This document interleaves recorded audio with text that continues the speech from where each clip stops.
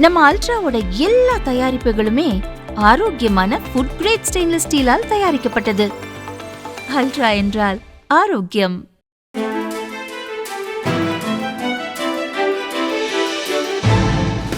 தட்டை, சீடை, முறுக்கு, ரிப்பன் பக்கோடா, அதிரசம் என்ன வேணாலும் செய்யுங்க. ஒரே ஒரு 5 லிட்டர் இதய மந்த்ரா கடல் எண்ணெய் பேக் ஒரு மாசம் முழுசுக்கும் அத்தனை சமையல முடிச்சு விடலாம். இதய மந்த்ரா. வணக்கம். செய்தி சுருக்கம். இந்தியாவின் இருண்ட காலத்தை இளைஞர்களுக்கு எடுத்து சொல்லுங்கள். மறைந்த முன்னாள் பிரதமர் இந்திராவால் கடந்த 1975ஆம் ஆண்டு ஜூன் 25ஆம் தேதி நாடு முழுவதும் அவசர நிலை பிரகடனப்படுத்தப்பட்டது. அது நடந்து 50 ஆண்டுகள் நிறைவடைந்த நிலையில் பிரதமர் மோடி அவசர நிலை குறித்து நினைவு கூர்ந்துள்ளார். இந்திய வரலாற்றின் இருண்ட அத்தியாயமான அவசர நிலை பிரகடனப்படுத்தி 50 ஆண்டுகள் நிறைவு பெற்றது. இந்திய மக்கள் இந்த நாளை சம்விதான் ஹத்யா திவாஸ் என்று கொண்டாடுகிறார்கள். அவசர நிலை நாளில் இந்திய அரசியலமைப்பில் கூறப்பட்டுள்ள மதிப்புகள் ஒதுக்கப்பட்டன. அடிப்படை உரிமைகள் பறிக்கப்பட்டன. பத்திரிகை சுதந்திரம் முடக்கப்பட்டது. பல அரசியல் தலைவர்கள், சமூக சேவையாளர்கள், மாணவர்கள் மற்றும் குடிமக்கள் சிறையில் அடைக்கப்பட்டனர். அந்நேரத்தில் இந்திய ஜனநாயகத்தையே காங்கிரஸ் அரசு கைது செய்தது போல் இருந்தது. இந்த நேரத்தில் அவசர நிலைக்கு எதிரான போராட்டத்தில் உறுதியாக நின்ற ஒவ்வொருவரையும் வணங்குகிறோம். அவர்கள் இந்தியா முழுவதிலுமிருந்து, அனைத்து தரப்புகளிலிருந்தும், பல்வேறு சித்தாந்தங்களிலிருந்தும் வந்தவர்கள். இந்தியாவின் ஜனநாயக கட்டமைப்பை பாதுகாக்கவும் லட்சியங்களை பாதுகாக்கவும் சுதந்திர போராளிகள் தங்களது வாழ்க்கையை அர்ப்பணித்து ஒரே குறிக்கோளுடன் ஒருவருக்கொருவர் நெருக்கமாக பணியாற்றினர். சுதந்திர போராளிகளின் கூட்டு போராட்டமே அப்போதைய காங்கிரஸ் அரசிடமிருந்து ஜனநாயகத்தை மீட்டெடுக்கவும் புதிய தேர்தல்களுக்கு அழைப்பு விடுக்கவும் கட்டாயப்படுத்தியது. நெருக்கடி நிலை அமல்படுத்தப்பட்ட போது நான் RSSல் இருந்தேன்.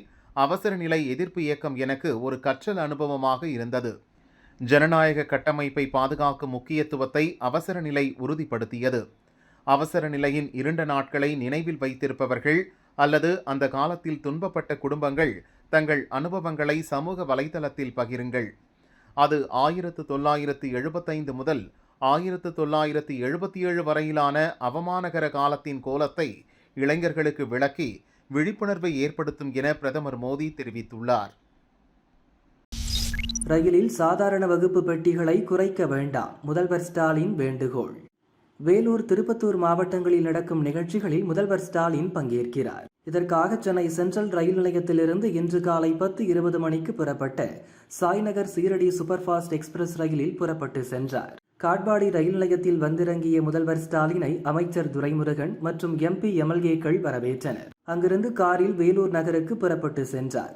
ரயில் பயணத்தை முடித்த ஸ்டாலின் வெளியிட்ட அறிக்கை: இந்திய ரயில்வே என்பது ஏழை நடுத்தர மக்களின் பயணங்களுக்கானது மட்டுமல்ல, அது அவர்களது அன்றாட வாழ்வில் ஓர் அங்கம். இன்று காட்பாடி ரயில் நிலையம் வந்தபோது என்னை அன்போடு வரவேற்ற மக்களிடம் பேசினேன். வழக்கமான உற்சாகமும் மகிழ்ச்சியும் குறைந்திருந்தது.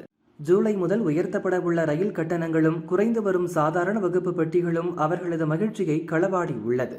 AC பெட்டிகளை உயர்த்த வேண்டும் என சாதாரண வகுப்பு பெட்டிகளை குறைக்க வேண்டாம். ரயில் கட்டணங்களையும் உயர்த்த வேண்டாம் என பிரதமர் மோடி மற்றும் மத்திய அமைச்சர் அஸ்வினி வைஷ்ணவ் ஆகியோரிடம் மக்களின் சார்பாக நான் கேட்டுக்கொள்கிறேன். ஏற்கனவே விலைவாசி உயர்வு முதல் சிலிண்டர் விலை உயர்வு வரை நம் நடுத்தர குடும்பங்கள் அல்லல் பட்டு கொண்டிருக்கிறார்கள். அவர்களது கவலையை மேலும் அதிகரிக்க வேண்டாம் என்றும் வலியுறுத்தியுள்ளார். ராசாவுக்கு நாவடக்கம் தேவை, நயினார் நாகேந்திரன் எச்சரிக்கை. தமிழக பாஜக தலைவர் நயினார் நாகேந்திரன் வெளியிட்ட அறிக்கை: கண்களுக்கு தெரியாத காற்றில் கூட ஊழல் செய்து அம்பலப்பட்டு சிறை சென்ற திமுக MP ராசா நாட்டிற்காக நேர்மையாக உழைத்துக் கொண்டிருக்கும் மத்திய உள்துறை அமைச்சர் அமித்ஷாவை தரக்குறைவாக விமர்சித்துள்ளது வன்மையாக கண்டிக்கத்தக்கது. மக்களின் பிரதிநிதியாக பார்லிமெண்டில் பதவி வகிப்போருக்கு நாவடக்கம் தேவை. உங்கள் கட்சியின் ஆபாச பேச்சாளர்கள் போல கைத்தட்டல்களுக்காக எதையாவது உளறுவது ஆபத்தானது. கடந்த சில தினங்களாக பயங்கரவாதிகளின் புகலிடமாக தமிழகம் மாறியதற்கு முழுமுதற் காரணம் உங்கள் திராவிட மாடல் அரசு. சர்வதேச போதைப்பொருள் கடத்தல் மன்னனை கட்சி பொறுப்பில் வைத்து தாலாட்டிக் கொண்டிருந்த அரசு உங்கள் விடியா அரசு. தமிழகத்தில் ஆயுத கலாச்சாரம் வேரூன்றி வளர்வதை வேடிக்கை பார்க்கும் அரசு உங்கள் விளம்பர மாடல் அரசு. கர்ப்பிணி பெண்ணை காவல் நிலையத்திலேயே வைத்து கொடூர தாக்குதல் நடத்திய அரசு உங்கள் கொடுங்கோல் அரசு. இப்படி பொதுமக்களின் பாதுகாப்பை முழுவதுமாக அடகு வைத்த நீங்கள் இந்தியா என்ற மாபெரும் ஜனநாயக நாட்டின் பாதுகாப்பை மொத்தமாக கட்டிக்காக்கும் மத்திய உள்துறை அமைச்சரை பற்றி பேச என்ன தகுதி இருக்கிறது? அது சரி, திமுக ஆட்சியில் தமிழகத்தின் அவலநிலை குறித்து எதுவும் தெரியாமல் நாம் தான் நம்பர் 1 முதல்வர் என்ற மாய உலகில் சஞ்சரித்துக் கொண்டிருக்கும் ஒருவரை தலைவராக கொண்ட மூடர் கூட்டத்திற்கு அனைவரும் முட்டாளாகத்தான் தெரிவார்கள்.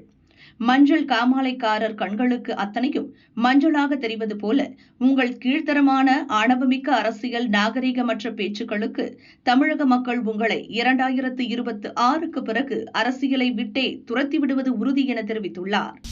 போலீஸ் ஸ்டேஷனில் இருந்து குதித்த பெயிண்டர் மரணம், எஸ்ஐ உள்பட 2 பேர் சஸ்பெண்ட்.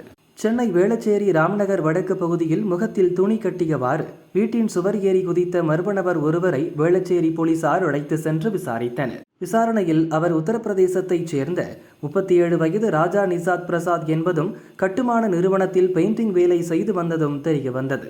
வீடு புகுந்து திருட முயன்றதை அவர் ஒப்புக்கொண்டார். பின்னர் கழிவறை செல்ல வேண்டும் என கூறி போலீஸ் ஸ்டேஷனின் 3வது மாடிக்கு சென்றார். அங்கிருந்து தப்பியோட முடிவெடுத்த ராஜா அருகில் இருந்த மரத்தின் மீது தாவி குதித்தார். மரத்தின் கிளை முறிந்து கீழே விழுந்ததில் படுகாயமடைந்தார். சுயநினைவின்றி கிடந்த அவரை போலீசார் மீட்டு மணப்பாக்கத்தில் உள்ள தனியார் ஹாஸ்பிட்டலில் அட்மிட் செய்தனர்.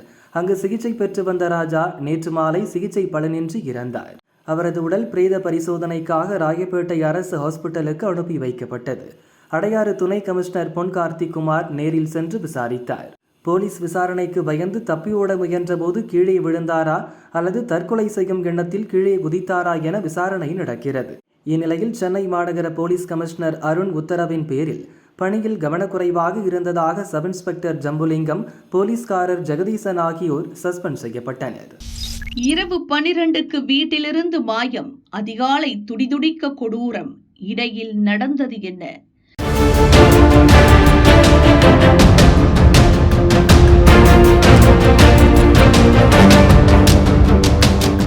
திருப்பூர் குமாரானந்தபுரம் காமராஜர் வீதியை சேர்ந்தவர் பாலமுருகன், வயது 30. நண்பர்களுடன் இணைந்து ஃபைனான்ஸ் தொழில் செய்து வந்தார். இந்து முன்னணி அமைப்பின் திருப்பூர் வடக்கு ஒன்றிய நிர்வாகியாகவும் இருந்தார். நேற்று இரவு 12 மணிக்கு வீட்டிலிருந்து வெளியே கிளம்பி சென்றுள்ளார். அவரது உறவினர்கள் செல்போனில் அழைத்தும் எடுக்கவில்லை. அதிகாலை அவர் வசித்து வந்த தெருவில் ரத்த வெள்ளத்தில் சடலமாக கிடந்துள்ளார். இதுகுறித்து திருப்பூர் வடக்கு போலீசுக்கு தகவல் சொல்லப்பட்டது. ஸ்பாட்டுக்கு வந்த போலீசார் அங்கிருந்த தடயங்களை கைப்பற்றி ஆய்வு செய்தனர். சுற்றுவட்டார பகுதியில் இருந்த சிசிடிவி பதிவுகளை ஆய்வு செய்தனர். அதிகாலை 4 மணிக்கு 3 பேர் கொண்ட மர்ம கும்பல் பாலமுருகனை வெட்டியுள்ளது. தலை, கழுத்தில் ஆழமாக வெட்டுக்காயம் விழுந்த நிலையில் அவர் இறந்துள்ளார். கொலை செய்யப்பட்ட பாலமுருகனுக்கு 6 மாதத்திற்கு முன்புதான் திருமணம் நடந்துள்ளது. மனைவி ஊருக்கு சென்றுள்ள நிலையில் அவர் மட்டும் தனியாக வீட்டில் இருந்துள்ளார். தொழில் போட்டியில் திட்டமிட்டு கொல்லப்பட்டாரா, வேறு ஏதாவது காரணம் உள்ளதா என்பது குறித்து போலீசார் விசாரிக்கின்றனர். கொலை செய்த குற்றவாளிகளை பிடிக்க 3 தனிப்படைகள் அமைக்கப்பட்டுள்ளது.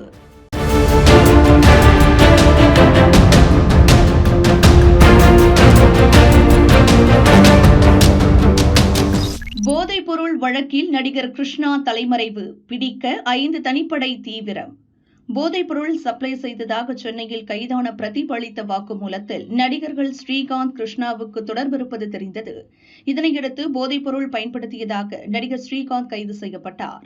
தொடர்ந்து நடிகர் கிருஷ்ணாவை விசாரணை வளையத்திற்குள் கொண்டுவர போலீசார் திட்டமிட்டனர். இதற்காக நேற்று அவருக்கு சம்மன் அனுப்பப்பட்டது. அவர் கேரளாவில் படப்பிடிப்பில் இருப்பதாக கூறப்பட்டது. இந்நிலையில் கிருஷ்ணாவின் செல்போன் சுவிட்ச் ஆஃப் ஆகியிருக்கிறது. இதனால் அவர் தலைமறைவாகி இருக்கலாம் என்று கூறப்படுகிறது. அவரை பிடிக்க 5 தனிப்படைகள் அமைக்கப்பட்டுள்ளன.